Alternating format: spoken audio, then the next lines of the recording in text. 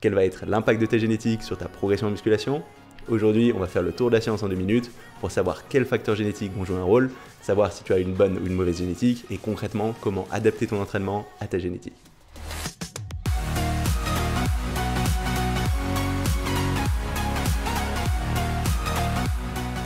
Salut, ici Nico et bienvenue dans un nouvel épisode de 2 minutes science, la mini-série dans laquelle je réponds à une question de la musculation en faisant le tour de la science sur le sujet en 2 minutes ou presque. Et aujourd'hui, on va parler de la génétique. Et la génétique, c'est un sujet qui me tient très à cœur parce que pendant relativement longtemps, j'étais persuadé que j'avais pas une bonne génétique, que c'était dommage, mais que du coup, il y avait un certain nombre de muscles sur lesquels j'allais jamais réussir à prendre. Je pensais que j'allais jamais avoir des pecs, jamais aller avoir du dos, alors qu'en progressant avec le temps, je me suis rendu compte que c'était pas si absolu que ça. C'est pas parce que tu es maigre quand tu commences la musculation que tu auras une mauvaise génétique. Il y a plus de facteurs qui rentrent en jeu là-dedans et c'est ce qu'on va voir aujourd'hui dans cette vidéo en faisant le tour de la science sur le sujet. Donc comme d'habitude, j'essaie d'aller voir un maximum de recherches pertinentes. Après, il y a forcément des recherches que j'ai dû rater, donc si jamais tu as des choses intéressantes, n'hésite pas à les mentionner dans les commentaires. Mais pour t'aider à suivre le processus qui m'a permis d'arriver à cette vidéo, j'ai mis toutes les références vers les recherches que j'ai regardées sous cette vidéo dans la description. Donc je peux aller jeter un petit coup d'œil si tu veux. Donc j'ai fait le tour de la recherche sur ce thème de la génétique, je suis allé voir quels étaient les facteurs génétiques qui jouaient un rôle, à quel point ils étaient importants, je suis aussi allé regarder comment savoir si tu avais une bonne ou une mauvaise génétique, est-ce que tu pouvais le savoir en commençant la musculation, mais aussi comment adapter ton entraînement en fonction de ta génétique, parce que c'est bien si tu peux y faire quelque chose. Donc il ne nous reste plus qu'à lancer le chrono et on va voir ce que dit la science sur le sujet en 2 minutes. C'est parti! La première chose que je suis allé regarder, c'est les facteurs génétiques qui faisaient une différence d'un individu à l'autre. Et j'ai trouvé une étude intéressante qui date de 2013 de Pescatello et ses collègues qui ont mis en avant 17 gènes qui jouaient un rôle dans ta réponse à l'entraînement.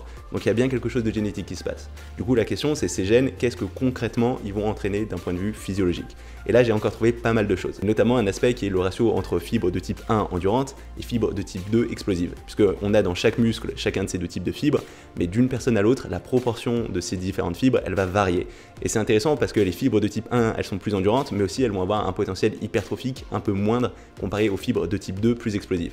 Donc en fonction du type de fibre que tu vas avoir, tu auras plus ou moins tendance à prendre du muscle. Et dans une étude de 1995, Simoneau et ses collègues ont montré que ces différents ratios, ils étaient à 45% définis d'un point de vue génétique, mais que du coup il y avait quand même 40% qui étaient des facteurs environnementaux, donc typiquement liés à des choses comme le type d'entraînement que tu vas faire. Un autre aspect que j'ai retrouvé aussi régulièrement et qui est défini par la génétique, ça va être le nombre de fibres musculaires dans tes muscles. Et dans une étude de 1984, McDougall et ses collègues ont comparé des bodybuilders professionnels avec des personnes qui n'avaient pas fait de musculation.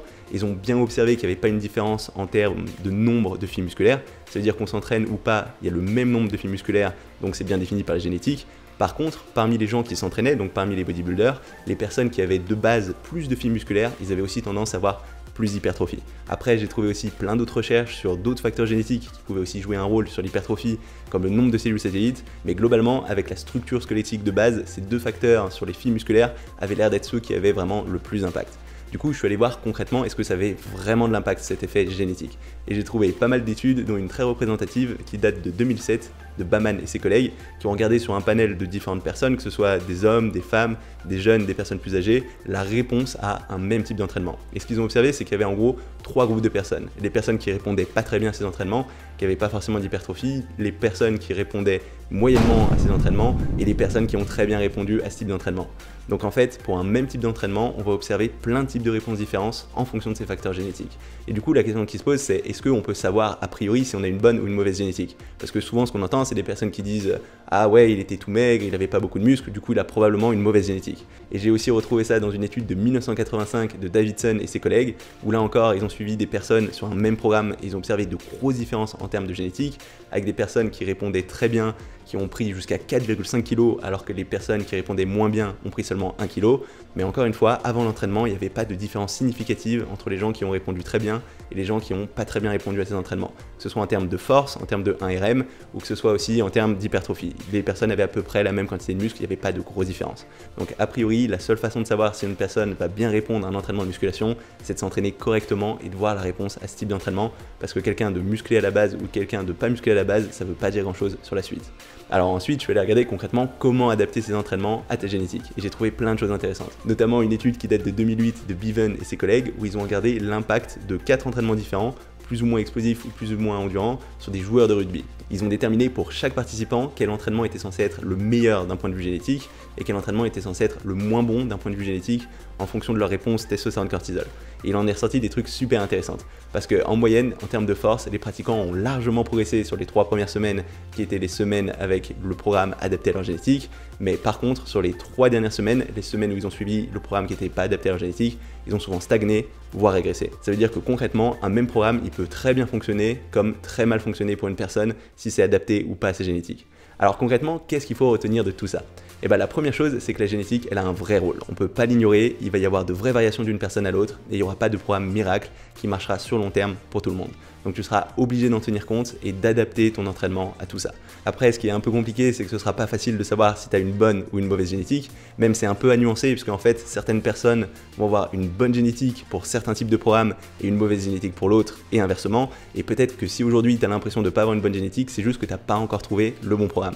Donc oui, la génétique est importante, mais a priori, il n'y a pas de raison que tu progresses pas du tout. Le but, c'est de faire ton mieux, apprendre les choses de base, et ensuite, petit à petit, adapter ton programme, trouver ce qui marche le mieux pour toi, et réussir à progresser sur le long terme. Donc voilà, c'est tout pour cette petite vidéo. Si jamais elle t'a plu, n'hésite pas à mettre un petit pouce bleu ou un petit commentaire, notamment si tu as des expériences, des ressources ou même des recherches en lien avec ce thème.